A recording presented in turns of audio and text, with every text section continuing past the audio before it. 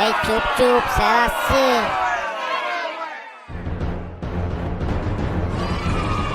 আস্তে আস্তে, চুপচাপ বস।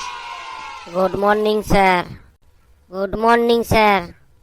Good morning sir. Good morning sir. হয়েছে হয়েছে, বস, তোরা চুপচাপ বস। কিরে বল্টু, আজকে পড়া করে এসছিস? না রে, আজকে পড়া করিনি। শোন না, কাল স্যার বলেছিল আজকে রচনা ধরবে। কি রচনা বলেছিল? দেখ, সব রচনা একই। স্যার তোকে যাই রচনা জিজ্ঞাসা করুক না, তুই খালি গরুটা বাদ দিয়ে আর যার নাম বলবে সেটা বলে দিবি। ঠিক আছে ঠিক আছে। বলতো, সূর্য পশ্চিম দিকে কেন ওঠে না? আমি পরীক্ষায় পাস করি না বলে। কেন? মা বলেছে যেই দিন আমি পরীক্ষায় পাস করব সেই দিন সূর্য পশ্চিম দিকে উঠবে। তোরা হোমওয়ার্ক করিসনি কেন? স্যার, আমরা তো হোস্টেলে থাকি, তাই হোমওয়ার্ক করিনি। তাতে কি হয়েছে? হোস্টেল ওয়ার্ক তো করতে বলেননি। বল্টু, বলতো সন্ধি কাকে বলে? স্যার, প্রথমটুকু পারি না, শেষটুকু পারি। মানে? আচ্ছা বল, শেষটুকুই বল দেখি। স্যার, শেষটুকু হলো তাকে সন্ধি বলে। হতচ্ছাড়া, বেয়াদব। বল্টু, একটা রচনা বল, তোর বাবার রচনা। বলবো স্যার, বলবো। হ্যাঁ বল।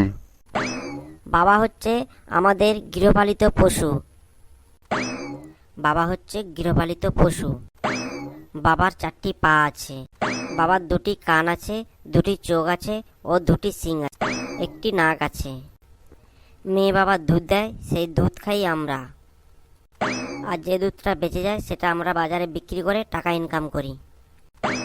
বাবার গোবর দিয়ে আমরা জমিনে জৈব সার হিসাবে ব্যবহার করি। আজকে তোর কপালে দুঃখ আছে। বেটা নির্ঘাত গরুর রচনা পড়ে এসছে। ছেলে বাবাকে ল্যাঙ্গনের কাজে ব্যবহার করা হয়।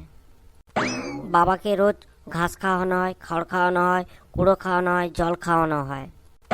বাবা মারা গেলে বাবার চামড়া কেটে ঢাক ঢোল এইসব বাজানো হয়। এই ঢাক ঢোল বাজিয়ে ঢাকিরা টাকা ইনকাম করে। এই হলো স্যার বাবার রচনা। হতচ্ছাড়া, বেয়াদব, এটা হচ্ছে বাবার রচনা? তুই উঠে আয়, তোকে দেখাচ্ছি বাবার রচনা কাকে বলে।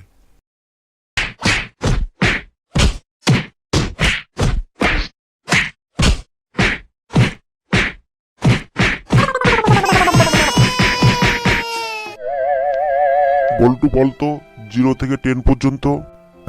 0, 1, 2, 3, 4, 6, 7, 8, 9, 10। 5 কোথায় গেল? মারা গেছে। কিভাবে? গত রাতে কালকে ইংরেজি খবর দেখছিলাম, 5 down in a car accident. অসভ্য, বেয়াদব। তুই তো অনেক বাবার রচনা করলি, এবার একটা কাকের রচনা কর। কাক। কাক হচ্ছে গৃহপালিত পশু।